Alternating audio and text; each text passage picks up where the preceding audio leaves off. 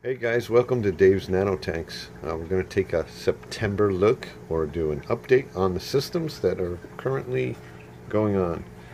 Now you notice that in the main tank everything's doing well. I've kind of stripped out most of the softy corals, and really the only LPS left in here is my little hammer colony that's going on. That's a few different colors, a few different pieces. And it's grown and is loving this new spot. And then of course gotta have some acans in there. But let's take a look up at this bright green bird's nest.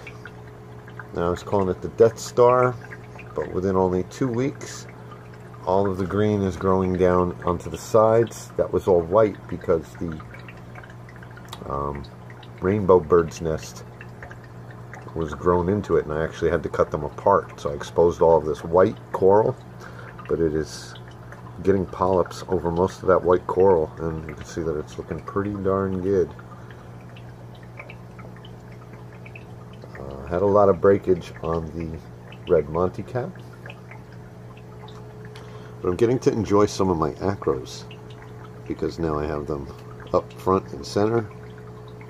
This little acro colony here I grew from a tiny little nub. Most of these were frags. That's Sabella's Red Planet. You can see it's having a little fight with the Rainbow Monty, right where they're both about touching on the same rock.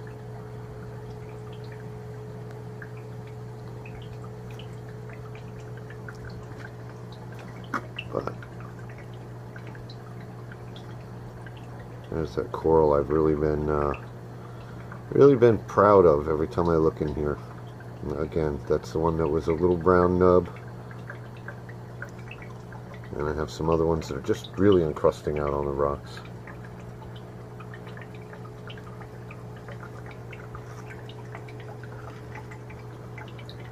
Back over here, those are the new pieces.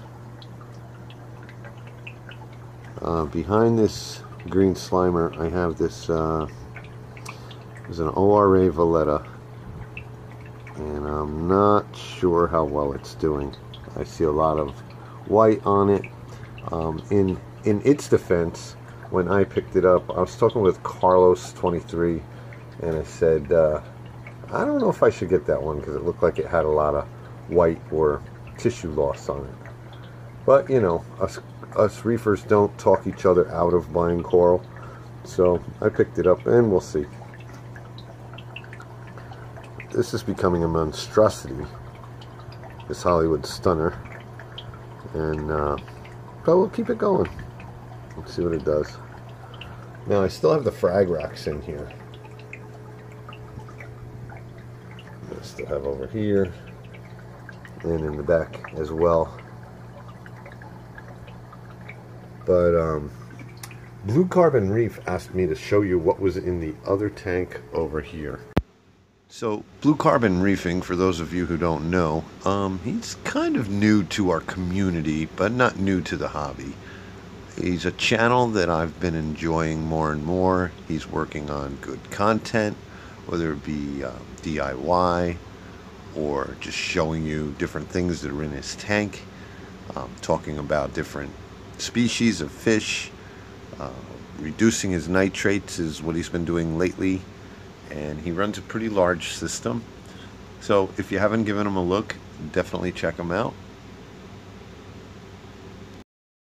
Now again, this tank is just a jumbled pile of rocks. I finally got the water level up and was trying to connect it to the other system. I fixed the overflow issue. As you can see, the water line in the overflow, it's holding its water line and it's not draining the whole tank down. So I got that all sealed up. So in here I have some Kenya tree. That's a Julian's Golden Gorgonian. This is a cult coral. There's lots of pallies and bubble tips. There's my candy cane colony. Green something other, Singularity, I think. that I got from Billy Pipes. There's some leather corals back there. Huge rockapallies again. Bubble coral. Dragon's breath. And look at this new guy. That's a new pipefish.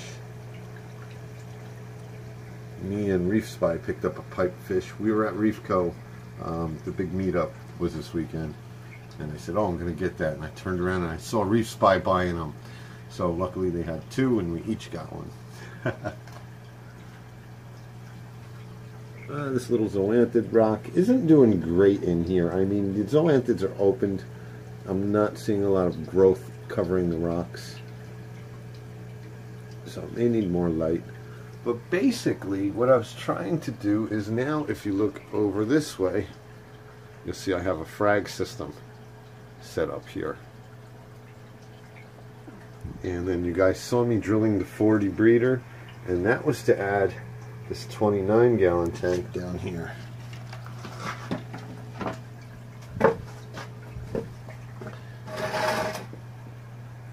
You see on the 29-gallon bulkhead here, and then goes through in clear tubing. Yes, I have bulkheads, hard plumbing, but I make the transition with this clear hose because these are two different tanks on two different stands, and especially because one's an Aqueon and the glass is pretty thin.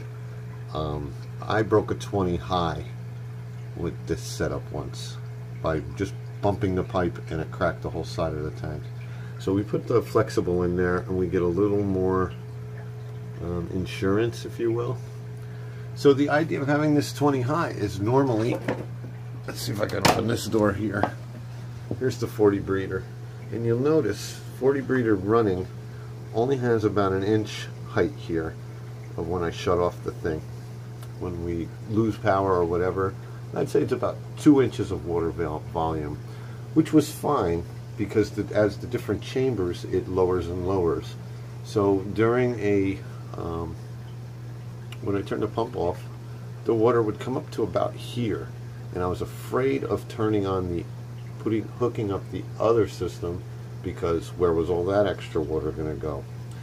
So you can't add to the height, but what I did do is add the whole surface area of this 29-gallon, which is really about the same surface area as a 20 long, but it just worked out that way. This tank will probably never fill higher than this, because if it does, the 40 breeder will be emptying on the floor. But at least I get the extra cushion of an extra tank.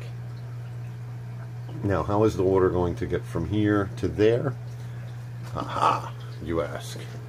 Well, right now I have one whole pump pumping into the 55. I plan on tapping off of that, making like a manifold behind here, and running the Frag system. The Frag system will then empty into the 29, but all the pumps are in the 40.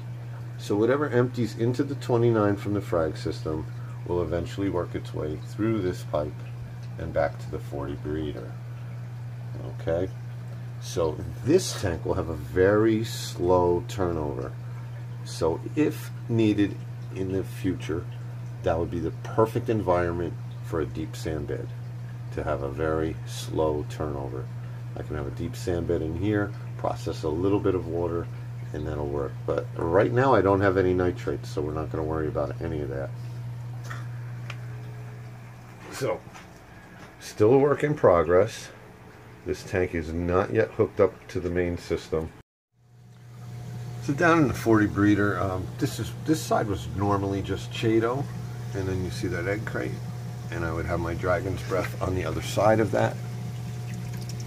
Since I've been digging in with the other system, I've been pulling a lot of things out and just throwing them in here. So I have lots of Dragon's Breath just floating in here that should be on the other side. I also have some this other, I don't know, started with a B, but it's more of a tight stem structure than a Dragon's Breath. It's almost like a sticker bush. So we still got a very good volume in here. So the water still comes down in the back, spills over into this rear section, comes up front, and goes over this weir, and then into the skimmer section. I'm using this Reef Octopus Classic 150 because it's bulletproof. So in closing, I'd like to address this coral here. There's 3 pieces in my tank. Somebody asked in one of the videos what it was. So I put it on Instagram and asked everybody. Now I thought it was some type of Leptosaurus, but I'm not sure.